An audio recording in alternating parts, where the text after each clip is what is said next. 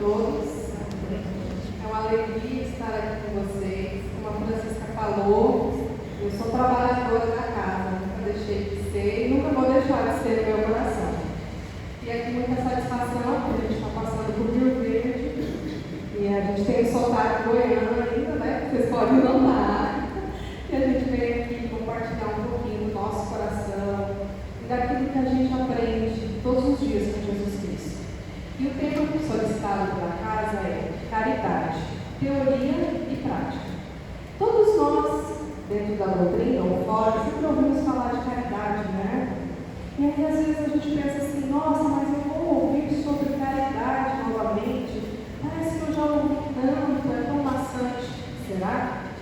Porque caridade é o que Jesus veio nos ensinar. E ela nunca sai de moda. E aqui a gente quer fazer as colocações teóricas, nós vamos seguir esse roteiro, teóricas, alguns exemplos de ordem prática e a prática. Mas a prática é no final, tá bom? Teoria, filantropia. Filantropia é uma forma de caridade, não é? Mas é uma caridade onde nós temos uma troca. A pessoa que faz filantropia, ela quer uma redução de imposto, uma visualização, algo nesse sentido. Isso é muito bom. Por quê? Porque a filantropia sustenta obras que atendem milhares de seres humanos no mundo todo. E é necessário. Já a caridade é uma ajuda desinteressada de alguém para uma instituição, para algo. Eu dou de mim mesmo, eu dou do que eu tenho, eu dou o meu bom pensamento, eu dou a minha boa palavra, eu faço uma boa ação.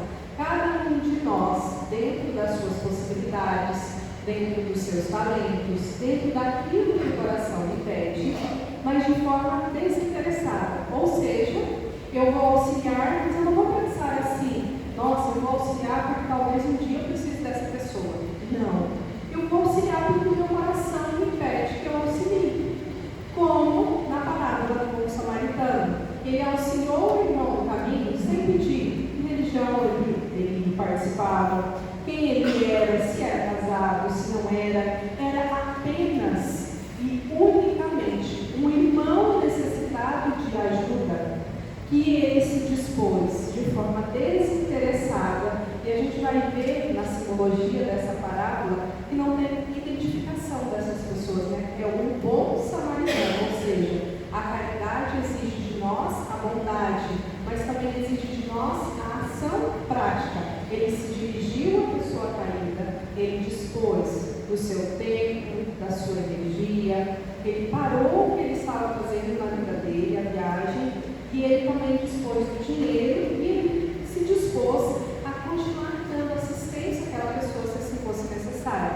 Então nós temos um exemplo profundo de caridade, e a gente não vai fazer uma análise mais profunda desta parábola, porque não é essa a intenção aqui.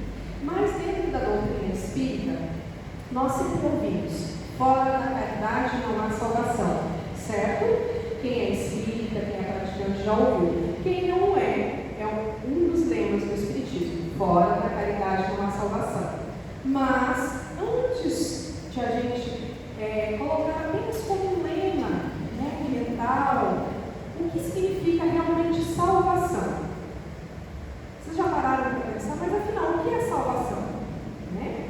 E aí eu trouxe uma fala de Emmanuel, que ele fala o seguinte: salvação é a libertação de compromissos, é a regularização de nossos débitos com a lei divina. Ou seja, salvação é eu me reequilibrar com a minha consciência, eu me reequilibrar com a lei divina. Isso é salvação. Não é um deslumbramento, não é um milagre, né? Eu vou me salvar. Não, salvação é de dentro para fora, é da minha atitude que estava desviada da lei divina, que não estava no amor, que não fazia bem para mim ou para alguém, ela sendo reconstruída por outra atitude que vai beneficiar o meu coração e que vai beneficiar o coração de outras pessoas.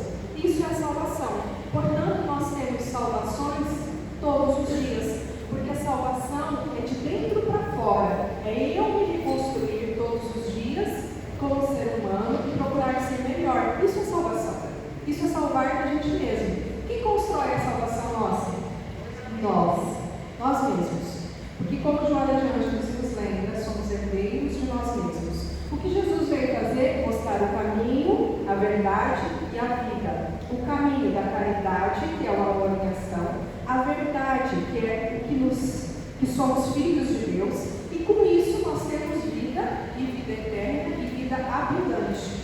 Vamos lembrar que a gente se refere à nossa vida espiritual, ao nosso espírito imortal, que necessita de várias experiências reencarnatórias para que ele aprenda a amar aos poucos, a ser caridoso aos poucos, a começar pela caridade essencial.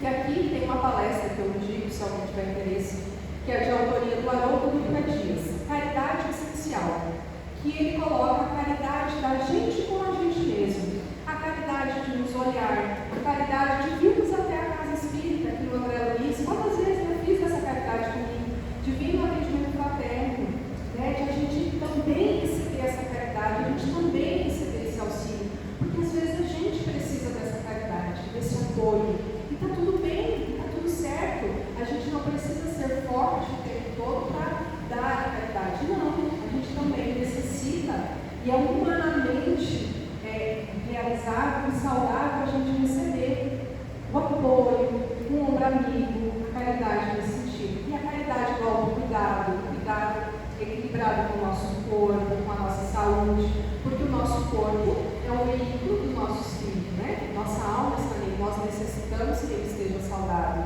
A caridade de fazermos terapia conosco mesmo, de irmos ao médico, isso é uma caridade essencial.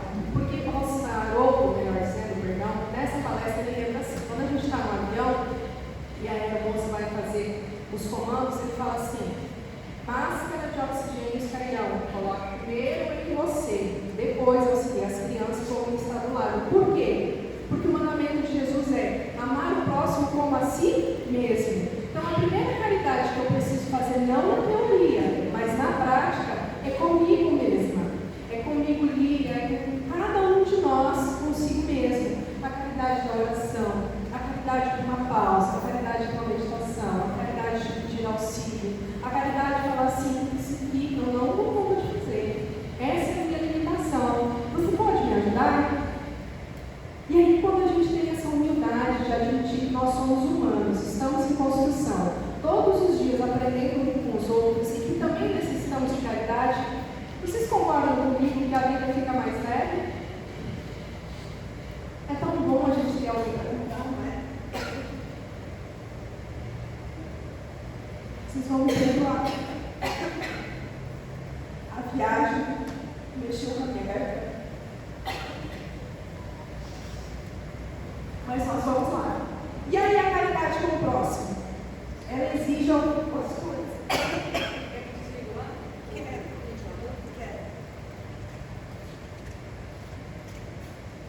A caridade para com o nosso próximo exige, muitas vezes, de nós, sacrifício.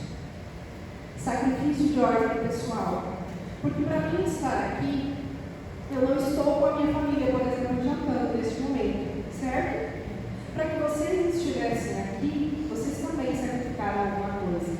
Exige sacrifício, exige boa vontade, exige querer fazer a caridade. Mas, se eu ainda não quiser fazer a caridade, vamos treinar aos pouquinhos. Porque conforme nós vamos treinando, um dia a gente aprende. Sabe como? Quando a gente começa a fazer caridade, a gente realmente vai fazendo um sacrifício, tá, gente? É normal. Mas daí você recebe um sorriso de uma criança, se você está fazendo uma caridade de uma criança. Você recebe um abraço, por exemplo, de alguém aqui do Labal. Você recebe a oração de alguém que você não conhece. E aí você olha e você pensa assim, nossa, parece que eu dei tão pouco, eu recebi tanto. E aí aquilo vai entrando no seu coração aos pouquinhos e aos pouquinhos.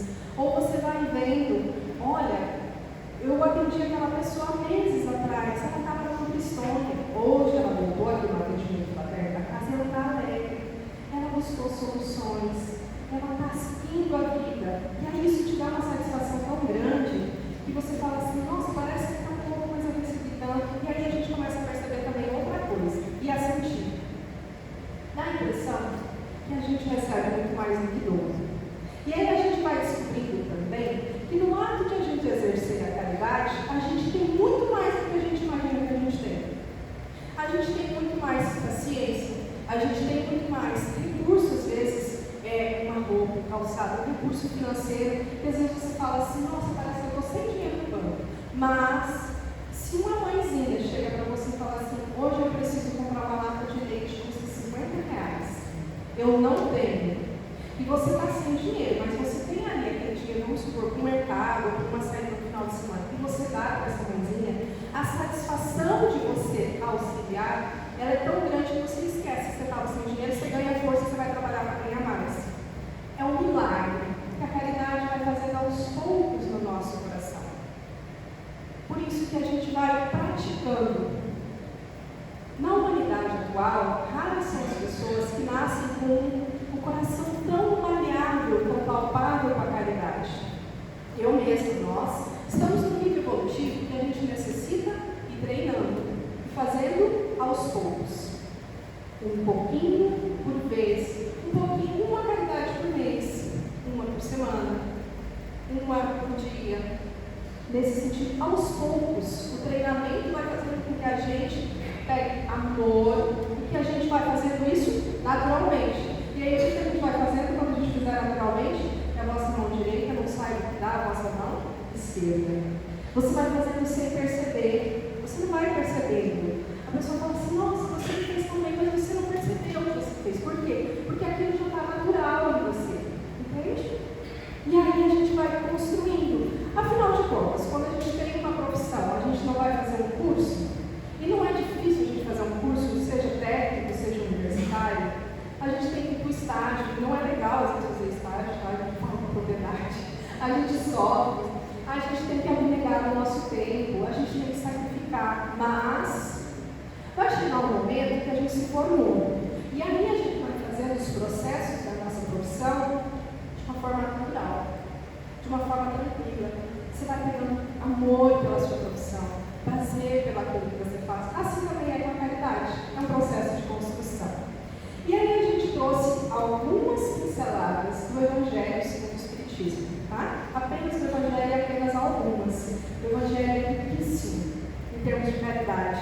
É assim deslumbrante quando a gente pega o Evangelho e vai procurar esse tema de caridade, tanto que a gente vê, quanto o Evangelho segundo o Espiritismo, que é Jesus, que é cristão, que é cristianismo definido, fala da caridade, porque esse é um dos pilares.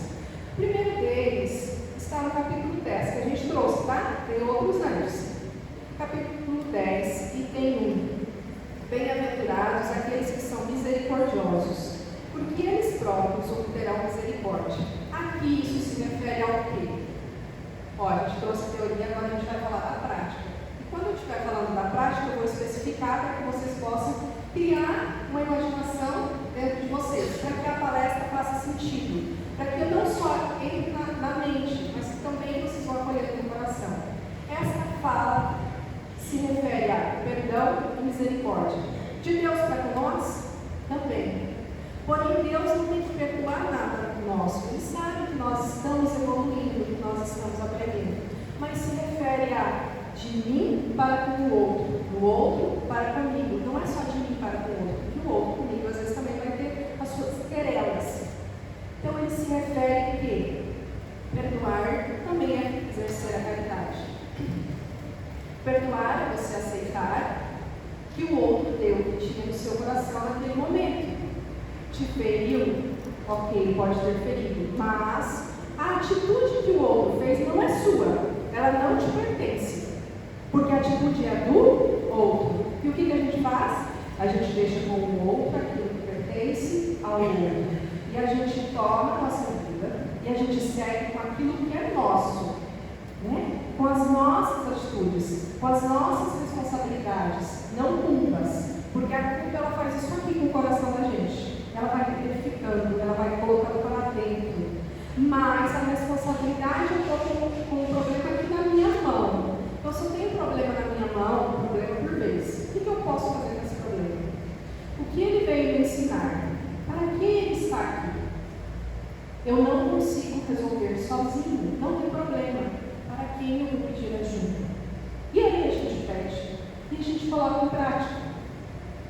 Isso é caridade.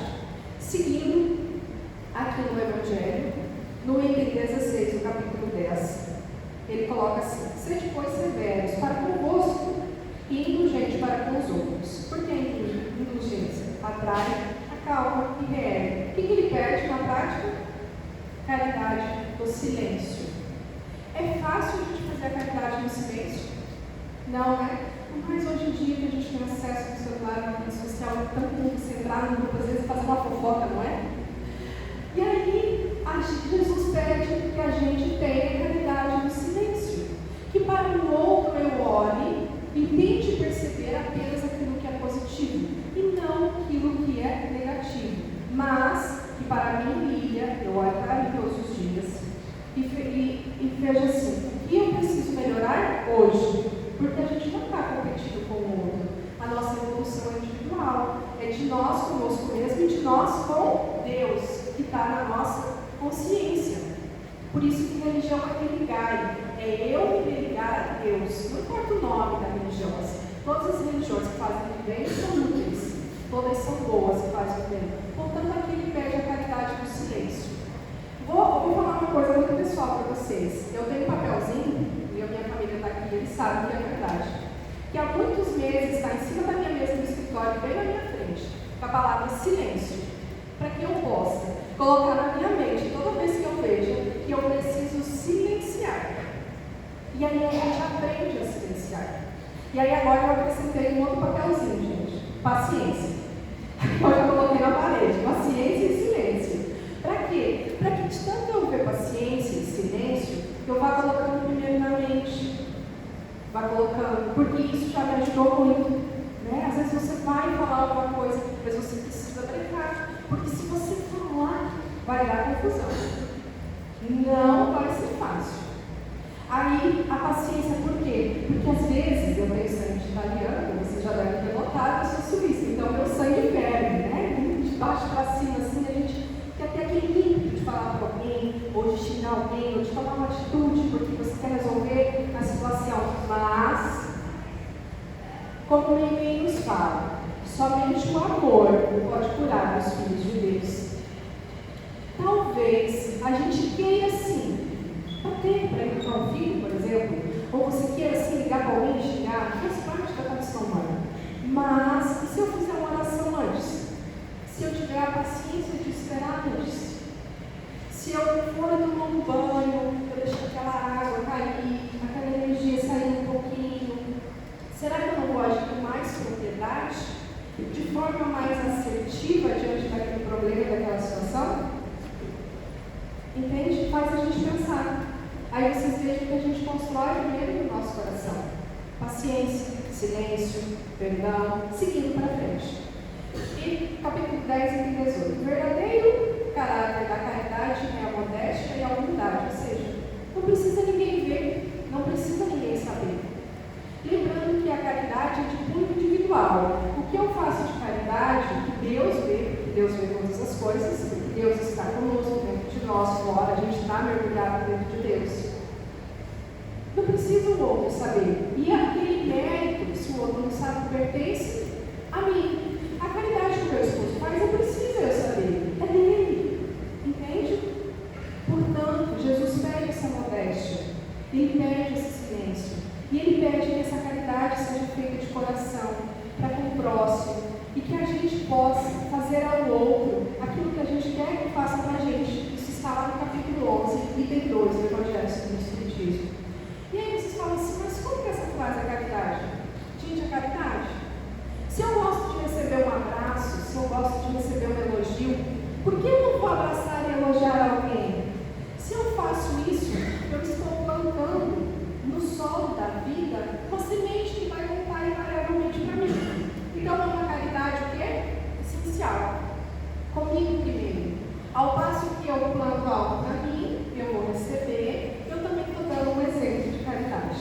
E aí aqui a gente vai colocar só alguns. Capítulo 13, item 1, que é o que a vossa mão direita da esquerda dá, e a direita não sabe.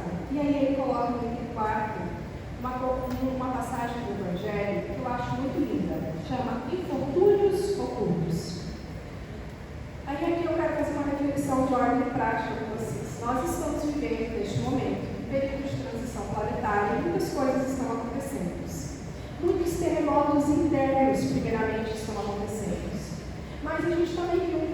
recente.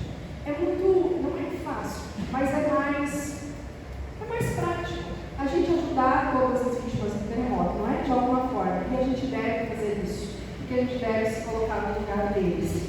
Mas, e os infortúnios, ou seja, as tristezas, as mazelas, as angústias de pessoas que talvez nós saibamos que estão passando, mas que elas não falam para ninguém, que elas não divulgam.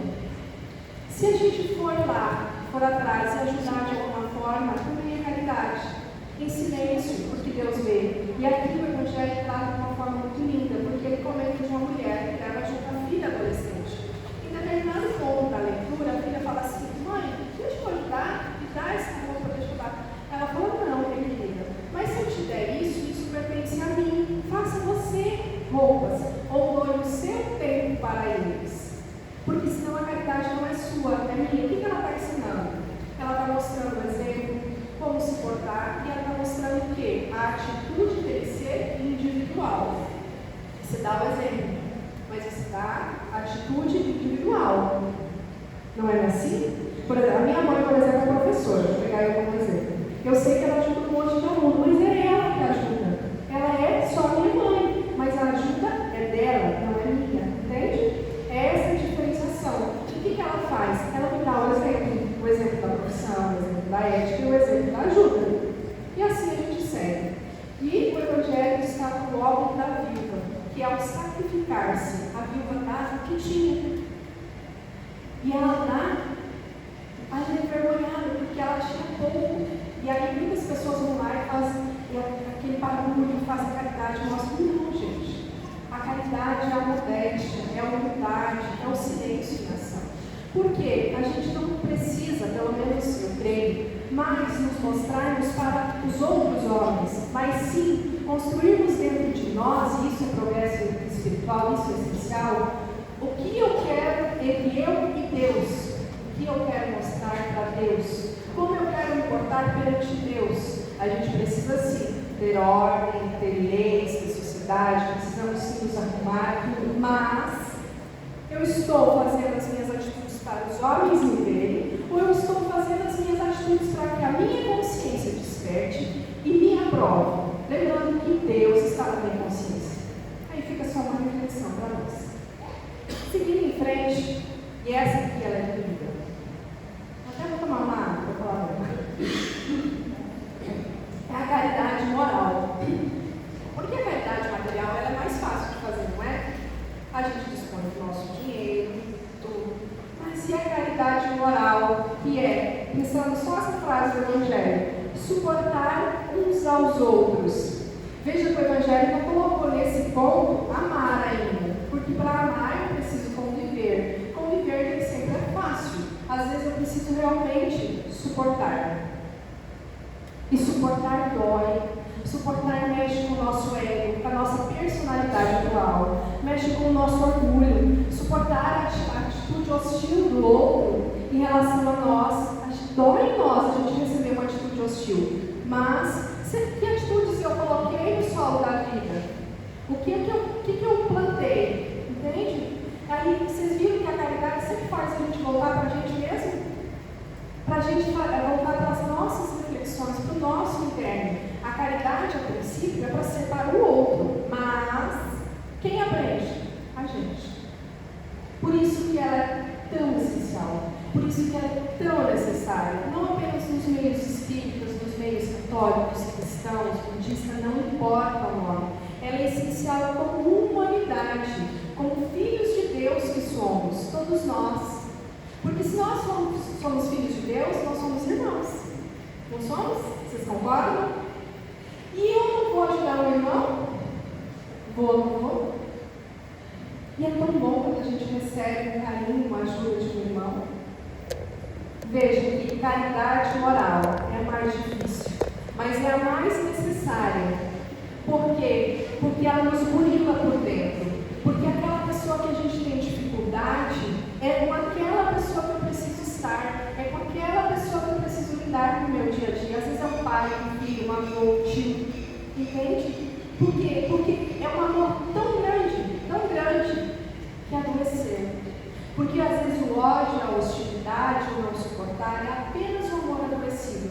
Porque para Deus existe o quê? Amor. Apenas amor. A lei de Deus se resume em qual palavra? Amor. Amor é o quê? Caridade.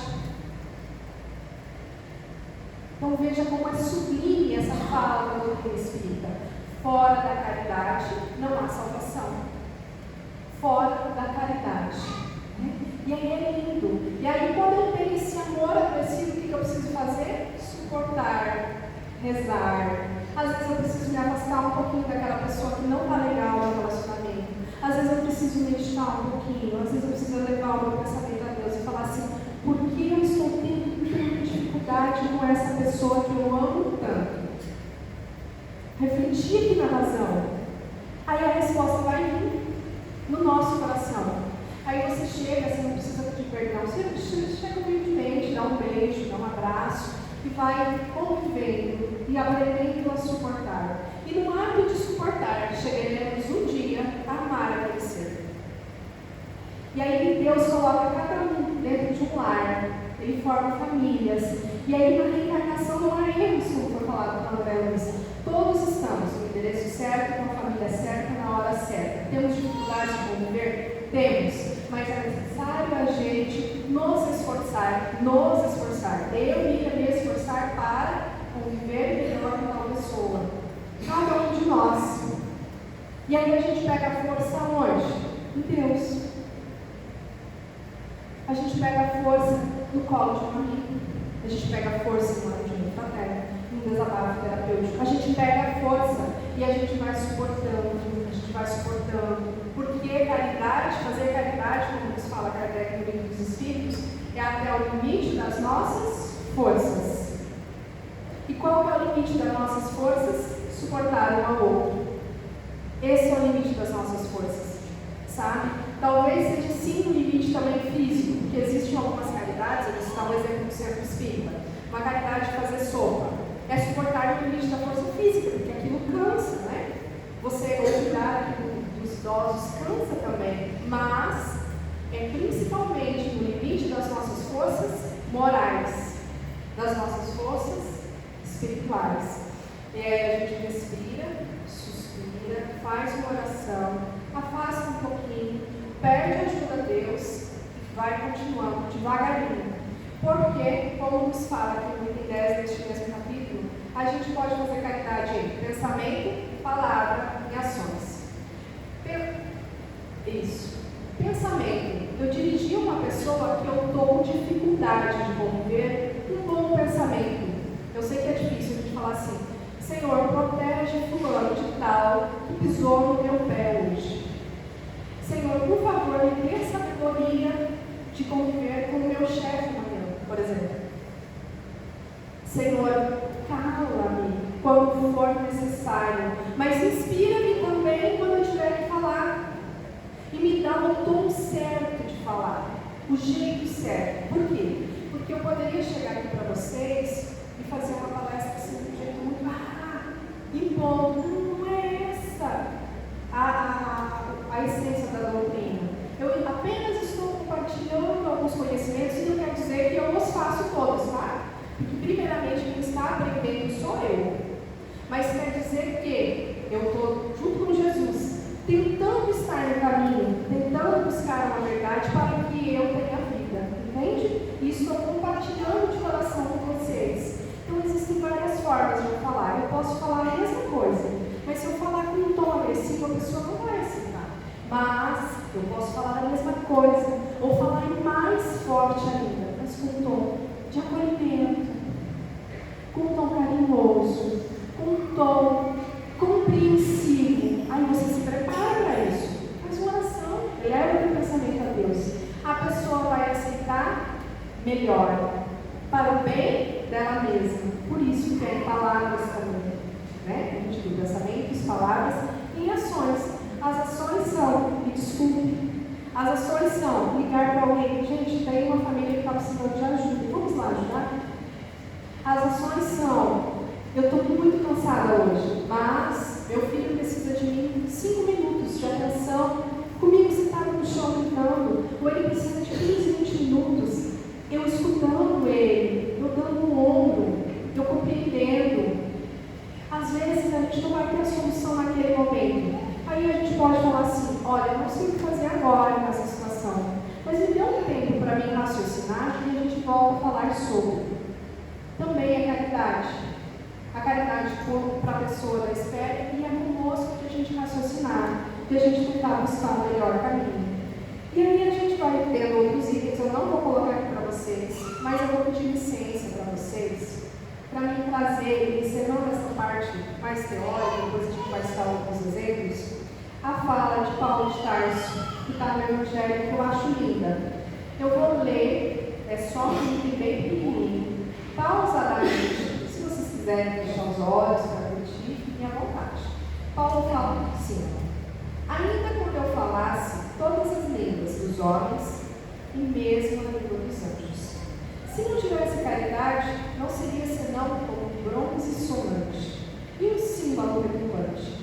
E quando eu tivesse o dom de profecia, penetrasse todos os mistérios e tivesse uma perfeita ciência de todas as coisas, quando eu tivesse ainda toda a fé possível, até transportar as montanhas, se não tivesse a caridade, eu nada seria. E quando tivesse distribuído meus bens para alimentar os pobres, e tivesse entregue meu corpo para ser queimado, se não tivesse caridade, tudo isso não me serviria de nada. A caridade é paciente, é doce, é benfazeja. A caridade não é invejosa, não é temerária e precipitada. Não se enche de orgulho, não é desdenhosa, não procura seus próprios interesses, não se melindra e não se irrita com nada, não suspeita mal, não se regozija com a injustiça, mas se regozija com a verdade. Tudo suporta, tudo crê, tudo espera, tudo sofre. Agora, estas três virtudes, a fé, a esperança e a caridade permanecem, mas, entre elas, a mais excelente é a caridade. É muito lindo esse trecho, não é? E eu vou deixar vocês só com a fala de Paulo. E ele resume o que a gente trouxe aqui para vocês. Porque se eu vou fazer a caridade, eu preciso ter a fé de que o dinheiro que eu preciso para ajudar tantas pessoas vai chegar na hora certa. Se eu vou fazer a caridade, eu preciso sim ir além de mim e abraçar aquela pessoa que precisa, não importa a condição que ela esteja. Se eu preciso fazer a caridade, aqui tem um projeto muito bonito, que a Terezinha, uma das nossas amigas, faz, que é o banho para os moradores de rua, não sei se alguém aqui também participa, ficar até meia-noite atendendo essas pessoas.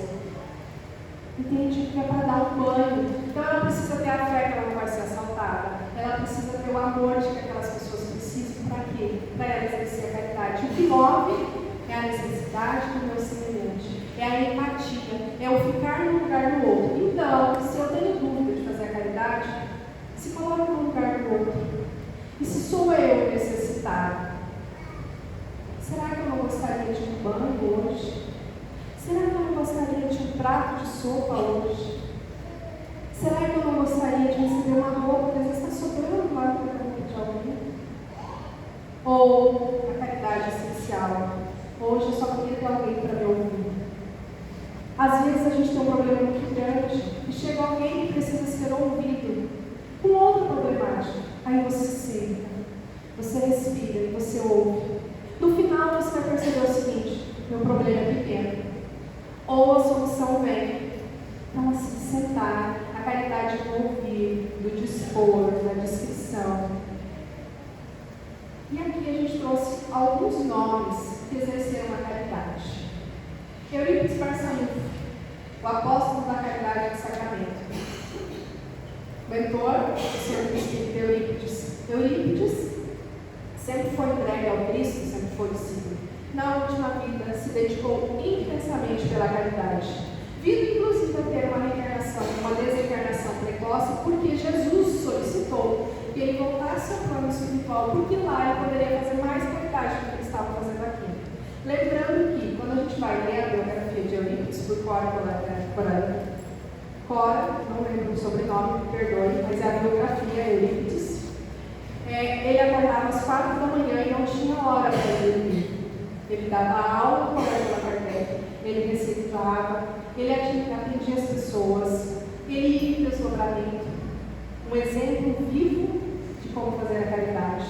Assim como Bezerra de Menezes, que doou até o anel de formatura. E quando não tinha o que doar, doou um abraço em nome de Nossa Senhora e consolou aquela pessoa, que consolou os familiares dele, que continua trabalhando intensamente no plano espiritual, que já tinha o direito de ir para esferas superiores e pediu por amor a nós a ficar na terra trabalhando com Jesus no plano espiritual. E é um dos mentores das evangelizações espíritas. E ele traz todo um subsídio muito grande, muito embasado para nós que trabalhamos com a evangelização também. Assim como a gente tem Francisco de Assis, Clara, Gandhi, Santa Teresa d'Ávila, Madre Teresa de Calcutá, Irmã Dulce, o Chico, o Divaldo. O Divaldo tem um projeto social, como alguns de vocês sabem, em Salvador, chamado Mansão do Caminho, que atende milhares de pessoas por dia, que é muito inspirador. Que ele mesmo tem uma fala, que ele fala para a Joana, a mentora dele, fala: Joana, eu vejo pelos olhos da mediunidade, um projeto muito grande, como eu vou fazer isso? Ela falou: confie, tenha fé, ame as pessoas em volta, que a caridade vai acontecer. E foi o que aconteceu. Então a gente tem muitos exemplos. Nós temos projetos sociais do Paulo Teixeira, do Alberto Almeida, os banhos, as casas espíritas, e eu vou me deter as casas espíritas de Rio Verde, especialmente a Eurípides e o André Luiz, que eu sempre fui ligada nos muitos anos que morei em Rio Verde, que tem projetos de gestante, que tem os atendimentos fraternos, que temos os grupos mediúnicos que fazem o atendimento aos desencarnados, temos também os estudos doutrinários, que são uma realidade conosco, porque são uma elevação do nosso espírito. E quando a gente começa a estudar e a gente começa a analisar a vida pelo viés espiritual, as coisas começam a fazer sentido. Cada coisa vai ficando no seu lugar, a gente vai ficando mais consolado, mais amparado. Então, os estudos também são uma forma de caridade. E assim por diante, temos muitos outros projetos. Se vocês tiverem interesse, na secretaria sempre tem disponível, e aí tem trabalhadores novos chegando, tá? Lembrando que essa é uma caridade que a gente faz com o coração. E é muito bom, né? Muito bom. E aí, caridade de ordem prática, uma leve revisão. Atender um amigo, prestar um favor, repartir privilégios, doar pão, agasalho, remédio, doar tempo, ouvir alguém, fazer uma oração, pensar bem, postar coisas edificantes. E aqui eu vou fazer uma pausa. A rede social é algo que está na nossa vida. E aí nós temos muitas coisas, boas e não tão boas. Mas tudo aquilo que eu digito, que eu escrevo, pertence à minha consciência. Será que o que eu estou escrevendo, digitando, está fazendo bem para mim, para os meus familiares, para os meus amigos? É uma caridade de segurar o dedinho antes de postar alguma coisa. Entende? Porque pode ser que faça mal para alguém. Ah, mas eu vi algo que eu não gostei, eu vou rebater com a pessoa. Gente, aquilo é dela, não é seu. Entende? Se a pessoa está errando, não erramos nós também. Então, parar um pouquinho, prestar atenção no que a gente está postando, sabe? Isso faz a diferença na vida de alguém. Eu tenho um hábito de todos os dias postar nas minhas redes sociais pessoais uma pequena frase, que às vezes elas não fazem sentido ao meu coração, mas são sempre frases morais, e geralmente espíritas, ou filosóficas nesse sentido, mas eu sinto. Então, será que vai fazer sentido para alguém? Vai. Então, eu coloco, não é para mim, para o outro. Entende? Veja que você pode sim fazer caridade na rede social. Essa é uma forma pequena de fazer, mas que você pode fazer. Seguindo, fazer silêncio quando necessário. Falar apenas aquilo que lhe é solicitado de uma forma pensada, consciente, com um tom vibracional na nossa voz, porque nós temos magnetismo na nossa voz, temos energia. Que a gente saiba, será que eu estou ferindo o outro? Será que eu estou segurando o coração do outro? Porque nossa voz é um instrumento muito poderoso de ação. E aí a gente precisa pensar também nesse sentido. Mostrar como executar algo, não é fazer assim, para de fazer isso aqui está errado. Sabe quem mostra essa caridade para nós brilhantemente? É Paulo de Tarso, no livro Paulo de Estevão, que ele nunca dependeu do dinheiro de ninguém para comer. Então ele tecia tapetes, porque ele tinha aprendido essa profissão quando adolescente. E o pai deu dinheiro para comprar uma máquina. E ele viu que os outros tecelões faziam os tapetes de formas espalhadas. O que ele fez? Ele sentou do lado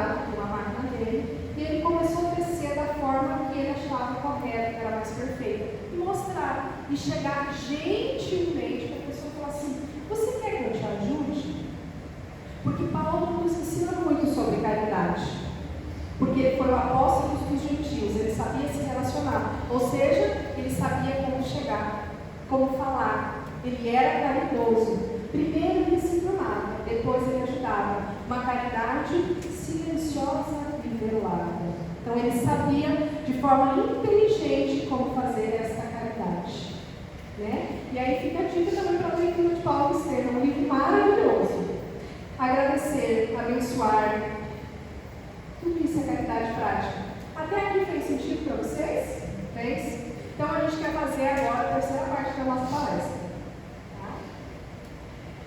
Quem aqui quer fazer caridade na prática? Levante a mão. Isso, muito bem. Então vamos lá, Júlia, minha filha vai me ajudar se for necessário. Vocês estão com o celular de vocês aí? Então, quem tiver, pega o celular, por favor. Isso. Acessa o YouTube. Agora vocês vão fazer uma caridade da divulgação da doutrina espírita. No YouTube vocês vão digitar assim: Espiritismo, a Era Nova. Vai aparecer eu aqui nesse púlpito com um vestido laranja. Aí depois, vocês conseguiram acessar? Não? Tá. Eu sei que é uma brincadeira, mas eu já vou explicar. É uma coisa muito séria, tá? Isso. Espiritismo, tracinho, a Era Nova. É o item 3 do Evangelho segundo o Espiritismo. É o título desse canal de divulgação espírita que está na rede social chamada YouTube.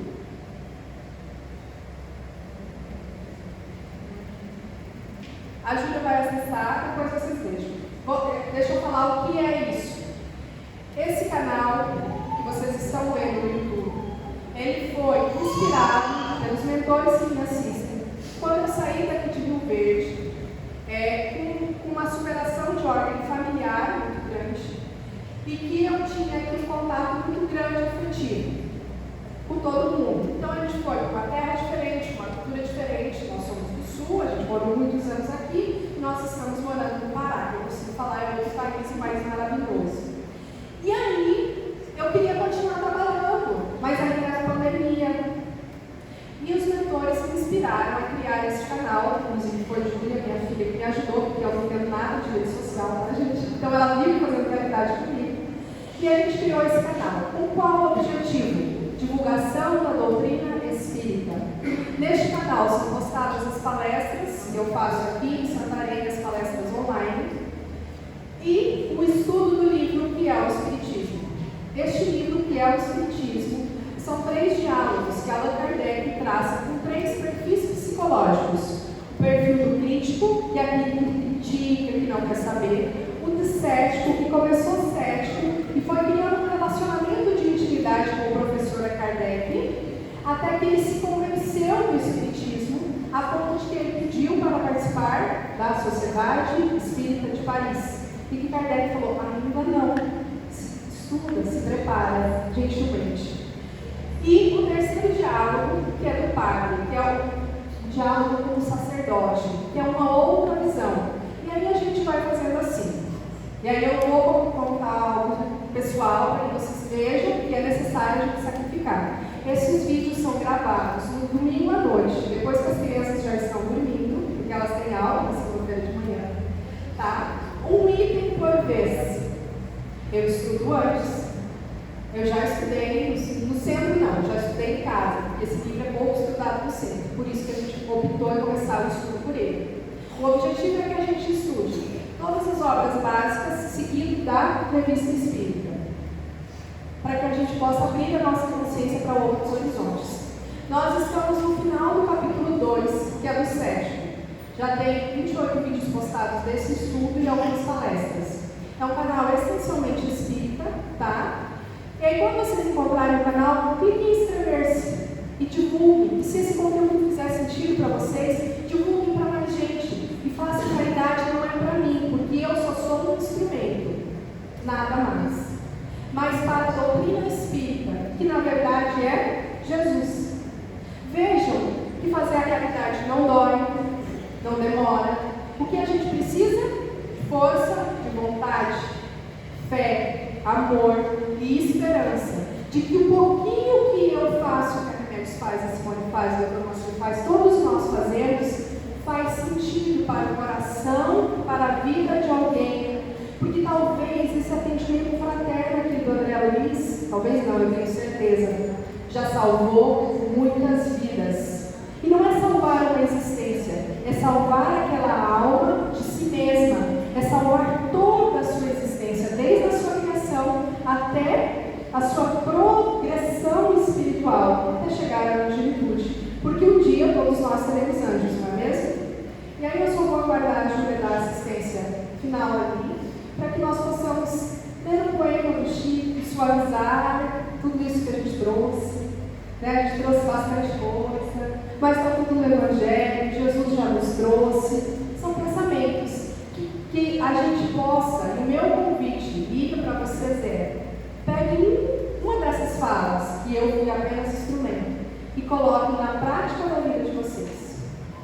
Sendo educado com alguém no trânsito, dando bom dia para uma pessoa de mau humor dentro de casa, cuidando de forma carinhosa dos bichinhos de vocês, porque isso também é caridade, abençoando alguém que necessita, rezando por alguém que talvez tenha voltado à casa do Pai, desencarnado de uma forma não legal. E não nos esqueçamos, fazendo uma última fala, da caridade para com os criminosos, em forma de oração, que é o que o Evangelho segundo o Espiritismo, lá no capítulo 11, entre 14 e 15, nos diz. A gente não pode às vezes chegar, mas rezemos por eles, orai por eles, é o que nos fala Elizabeth de França. Orai por eles. Se puder salvar uma alma do feitor, salva. Por quê? Porque ele é tanto filho de Deus quanto eu. Quem sou eu para julgar? Chico nos lembra uma coisa: criminoso é aquele, qualquer um de nós que for descoberto. Não estou falando para nós sermos coniventes à atitude, não é isso. Estou falando que, como cristãos, pelo menos uma vez, a gente eleve aos céus uma oração pelos nossos irmãos que ainda se encontram na criminalidade, em processos de aprendizagens para o amor, tanto quanto cada um de nós está em processos de aprendizagens em cenários diferentes.